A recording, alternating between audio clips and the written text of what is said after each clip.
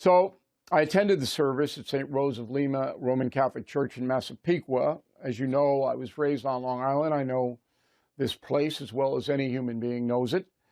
I stood outside the church and I watched thousands of police officers from all over the country in an emotional display, but also a display of power.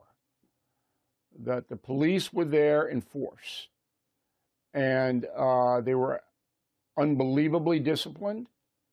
All right, they kept their posture, and it was ours. Then we went inside the church, which was heartbreaking. The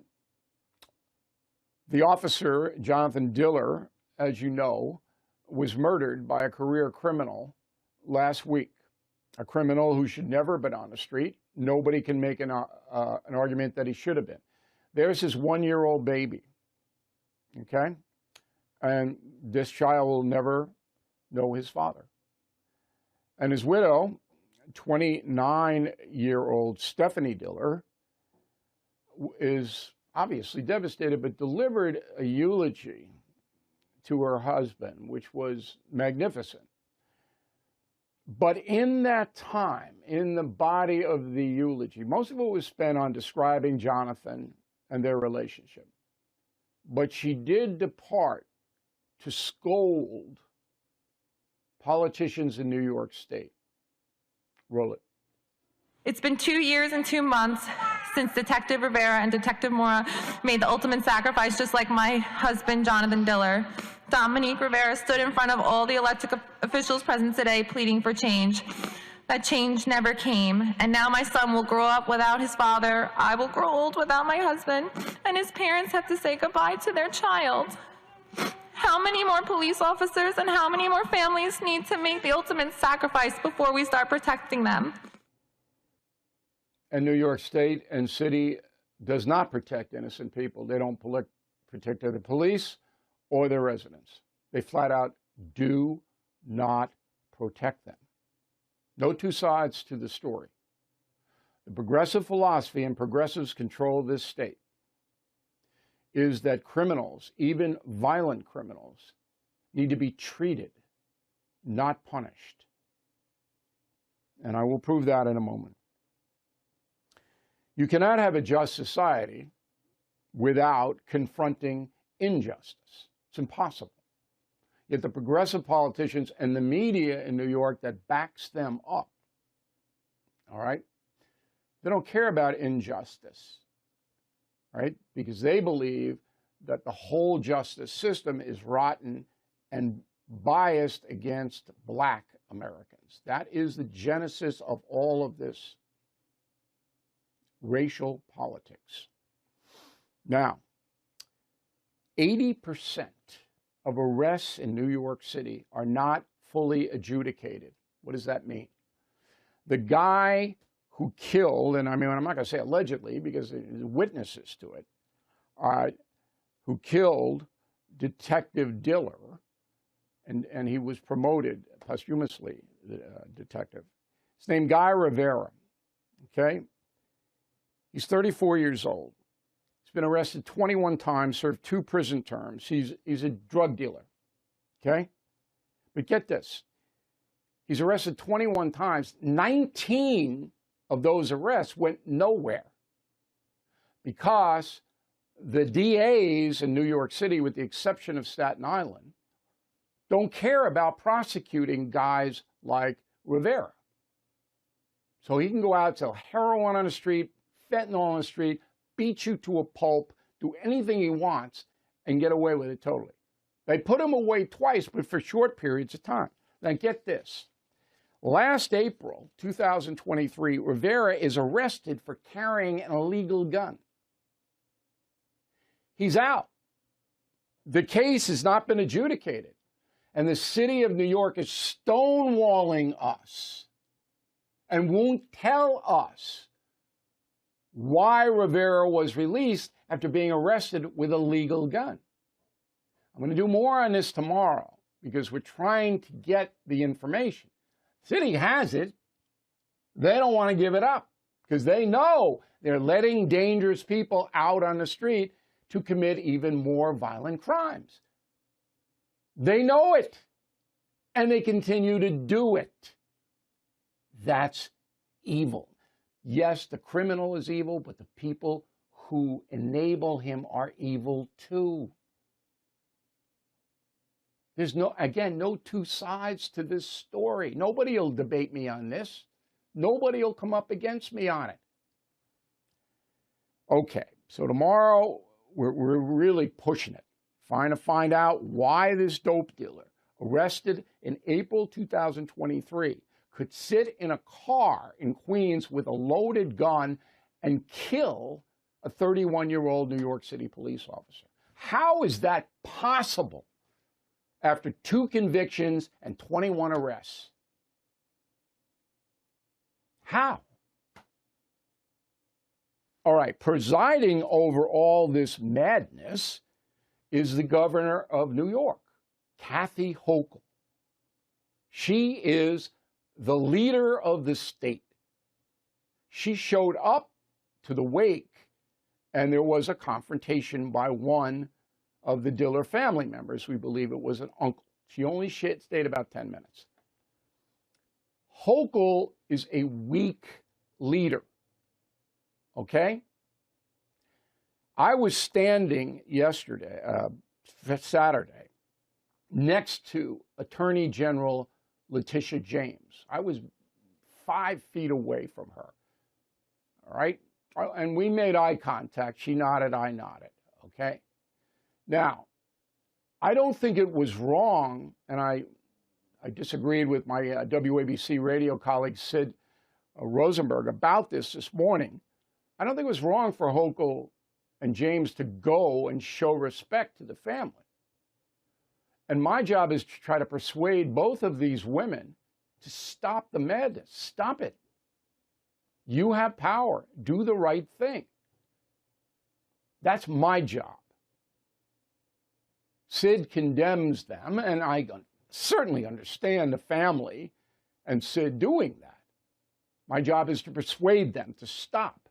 Do you realize that the state of New York has spent tens of millions of dollars prosecuting Donald Trump on ridiculous stuff, and then they turn around and tell the people of New York they can't afford to hire any more police? You realize that?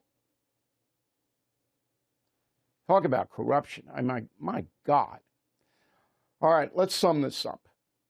So a 31-year-old police officer, Jonathan Diller, who went to the high school that my son went to, same high school, St. Mary's, okay? He leaves a 1-year-old son. Put that baby's picture back up, okay? And this boy will never, ever know his father. And the reason this happened is that New York City and state politicians allow violent criminals to roam the streets of the city and state, armed and dangerous, time after time after time. No contrition, never saying they're sorry, and they never change. And who backs them up? The New York Times ran the funeral story of the dead police officer on page 21. Newsday, the newspaper of Long Island, gave it 2 pages and neglected to put in New York Daily News are far left operations. They allow the politicians, they encourage the progressives to do the insane things they do. All of these people, if you want to use a cliche, have blood on their hands. All of them. Because it goes on and on and on and on. And that's the memo. Joining us now from Seaford, New York, which is an adjacent suburb to Massapequa, former Congressman Peter King. He served 14 terms in the House of Representatives, and he's a good man. I sat with Congressman King and his wife at the funeral. All right, Congressman, I'll let you go. I mean, am I saying anything that's wrong or out of context or anything like that? No, the only possible disagreement I would have with you is the chance of converting people like Letitia James. I've been at a number of police funerals with her. I don't see it having any impact on her whatsoever. I don't think she should be treated rudely. I would prefer she not show up. But that's the only disagreement I would have is I'm not certain that there's powers of conversion would work on Letitia James. All right. Now, why do you think the Attorney General of New York will not enforce the law or protect innocent people? Why? It's something I try to figure out over the years. I think people from the progressive left somehow feel that their understanding of the law or their comprehension of what the law should be supersedes everything else. I mean, you take a person like Alvin Bragg, he even has more direct jurisdiction, or the district attorneys have more jurisdiction even than the attorney general, and they just refuse to, for instance, on things like shoplifting and fare beating, Alvin Bragg just won't even prosecute them, won't even entertain those cases. And then it works its way up. It creates a mood. It's a feeling that certain people, primarily the African-American community, has been discriminated against over the years, and therefore they're entitled to an extra advantage, if you will, that the law shouldn't be enforced strictly against them. I think that's a form of bias, not just against the white community, but against the black community itself. But it's, Bill, I can't, nothing in my upbringing of people I grew up with could act this way or could think this way, that you should somehow allow certain classes of people to violate the law, not realizing that in doing that, it encourages more breaking of the law, and that's going to cause innocent people to suffer. And in most cases, now in this case, it was a white police officer, but most of these cases where the violence comes out, it's against other African Americans and minorities carried out by their own. The poor community takes it the worst. So you believe it's racial politics, both Alvin Bragg, the DA of Manhattan, and the Attorney General, Letitia James, are black. Kathy Hochul, the governor, is white. Kathy Hochul has the power of executive order, could overturn a lot of this bail stuff herself, that the progressives in Albany, and it's shocking that people in Buffalo and Rochester and places outside of New York City vote these progressive people in, but it's a veto-proof legislature now. There are so many progressives in Albany that they want not to punish criminals, but Hochul has some power to do something, yet does nothing. What do you think of her? That is harder for me to figure out. I was telling people, including John Catsimatidis, when I'm on his show, when Kathy Hochul was about to come in, that she was going to be a mainstream, moderate governor. When I was chairman of the Homeland Security Committee in Congress, and she was in Congress about a year and a half, she was assigned to my committee. Her husband was a leading prosecutor of terrorists upstate New York. She was a very normal person to deal with. She was not involved at all with the radical left wing of a party down there. She actually had an A+ rating, an A rating from the NRA. But on any number of issues, she was definitely mainstream. And yet when she went to Albany or became the governor, as lieutenant governor, she didn't really have much to say. When she became governor, she went further to the left than Andrew Cuomo, whether or not she wasn't ready for the job, whether she was overtaken by it, whether the people around her are that way. But it's no excuse. I mean, listen, you've never been in an elective office. If you became the governor tomorrow, you wouldn't go racing over to the left. So, I mean, she had experience in a local government, experience in Washington, and she was, I guess, lieutenant governor for 5 years. She should have had some idea what to do, but instead, she's gone so far to the left, and not just the policies, but the whole tone is so far to the left. Like her, not just her position on abortion, but how much she expresses it with such vehemence, with such a left-wing bias. I can tell you that these people that we are talking about put their own self-interest above the safety of the citizens. The progressive money runs Albany. They've got it. It's not going to change unless, and here's my last question, I think this might be a turning point, that people in New York, all right, the liberal people who keep voting for these loons might step back now and say, you know what, it's enough. It's enough. Do you believe that's possible? I do think it's possible. And, you and I saw the feeling on the ground. I think I've been at a number of cops' funerals over the years, but it's a number of these killings. The reaction to this one of Detective Diller, to me, was so profound, so extensive. I think maybe the burden is on us now. People like us, people who have access to the media, people who have any connection to politics and government, who have a voice, have a forum, have a platform to channel and harness that. So let people know that, yes, it is terrible. We can't afford just to feel sorry and forget about it in a few weeks. We have to take action on it. That's this, right. to me, is a well, I'm going to do it. time. I've done it my whole career, and I'm not being self-aggrandizing now, but I have, and everybody knows it, and I will continue to do it. But I am now angry at the people who I know who continue to support the structure, the power structure that is allowing people to die every day. It's not just the police officers, all right? It's ordinary people getting pushed in front of trains. And you know, look, Congressman, when you got a guy who was arrested on a gun charge after 2 stretches in a state penitentiary and 19 other arrests, and he's out on the street again, you have now reached the breaking point where there is no justice system in New York. It does not exist anymore. And I'm like you, I believe it's racial politics. I think that's what's driving it. But in my own industry, I know the New York Times, which is big behind this, will never change. You could stack the bodies up to the ceiling and it will never change. That's how fanatical these people are. Last word. They are fanatical.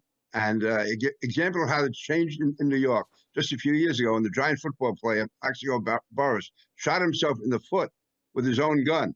Nobody else was hurt except him. He got time upstate in jail just for having the illegal possession of that gun. Now you have people with criminal records who get arrested with a gun and they're still out in the street a year later. We have to stop it, Bill. This is out of control, and so many more innocent people are going to be killed. Not just cops, and that's terrible. My father was a cop. I hate to see any cop even shot, wounded anyway. But also, it's going to be rank and file people living in the communities where it ends up no one is safe anywhere. All right, Congressman, thanks very much. We really appreciate it. Thank you, Bill. Now to more media coverage. So Donald Trump showed up at the wake for Detective Diller. He was there about a half an hour. He met privately with the widow, and then he met with the whole family. And the coverage of him says it all. So ABC, NBC, CBS, CNN, MSNBC, 5 television news operations spent a combined 12 minutes, 18 seconds on Trump's visit to the funeral home. 12 minutes, 18 seconds. On the same day, President Biden was at Radio City Music Hall with Bill Clinton and Barack Obama raising money. Biden could not have been bothered to call the Diller family. He did not call them, just like he did not call the family in Georgia of Laken Riley, who was killed by an illegal immigrant, migrant, whatever you want to call him. Okay, Biden can't be bothered with that. That's beneath him. I'm sorry if that sounds harsh, but it's true. All right, so his Radio City Music Hall thing, the 5 combined, ABC, NBC, CBS, CNN, MSNBC, spent 44 minutes, 35 seconds. So 12 minutes on Trump, 45 minutes on Biden. Which story do you think is more important? Which story affects more lives? A fundraiser or this story? They're never going to change. Now, NBC, which is the absolute worst now, they've descended into the worst. They described Trump's visit to the funeral home this way, quote, "The former president has also repeatedly made unsubstantiated claims of undocumented migrants beating up police officers and driving up the crime rate in New York City to record highs." Notice the words unsubstantiated claims. All right, NBC put this out on its website at 1:27, March 27th. 7 hours later, it had to retract it. Okay? So take that down, please. 7 hours later, NBC News had to retract that report. All right, this is after all the Ronna McDaniel stuff. All right, here's the retraction, quote, "A previous version of this article mischaracterized Trump's comments about migrants assaulting police officers. An incident in New York was recorded on video. It was not an unsubstantiated claim, unquote. It was 7 hours after. So they're admitting their own operation lied, because you had to lie. You had to know. Everybody knows about the migrant attack on police officers in Times Square. Now, it doesn't get any worse for NBC News. They're through. Done. You watch them, fine. You have the freedom to watch anything you want. But number one, you're wasting your time. And number two, you are enabling a dishonest progressive operation. That's what you are doing. Awful. Awful, awful, awful. So let's call it crime, no punishment. Happening all over the country, mostly in urban centers. The rural areas and suburbs are calmer. But in the big cities run by liberal politicians, you are not safe. Period. Boston is the best of them, and that's a fairly liberal city. I am going to go up there and investigate why Boston has managed to maintain control of the criminal element, whereby New York, Boston's big rival, Philadelphia, D.C., Chicago, L.A., St. Louis, Baltimore, on and on and on and on, have not. So I don't know what Boston's doing, but I'm going to find out. Now, as we reported yesterday, the man who shot and killed 31-year-old Detective Jonathan Diller was a career criminal. We went over that in micro detail. If you missed it, go to BillO'Reilly.com. We have the segments. We have the stats. If you're a concierge member, you can get the transcript. Okay? There is no two sides to that story. This man was dangerous, and the New York authorities let him out. Last April, a year ago, he was arrested for carrying an illegal firearm, even though he was a twice convicted felon and served time. In a year, that case wasn't even heard. And he's out on the street, and he gets another firearm and kills the detective. That's not a justice system. That's a collapse. And again, no two sides to the story. That's what that is. Now, perhaps the most powerful politician in New York State is a man named Carl Heastie. Carl Heastie. He is the Assembly Speaker in Albany, and he wields tremendous power. If you go up against Heastie, he can cut off your money. He can make your life miserable. So the leftists in Albany do what he says. Heastie admits flat out he is not going to enforce the laws of the state. Go. I just don't believe raising penalties is ever a deterrent on crime. There's already things in current law to deal with people who assault other people. That's not true, because the laws on the books are not being enforced, and Heastie well knows it, because that's the way Heastie wants it. So he is from the Bronx. And in the Bronx, you have many, many, many poor people. That's Alexandra Ocasio-Cortez's turf. Those poor people see life differently, even though they're being brutalized every single day by criminals. You see it differently. I'll get into that some other time.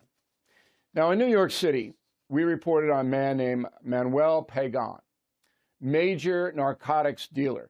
He was arrested with 20,000 fentanyl pills. 20,000. How many people that can kill? You do. All right? You know what he got?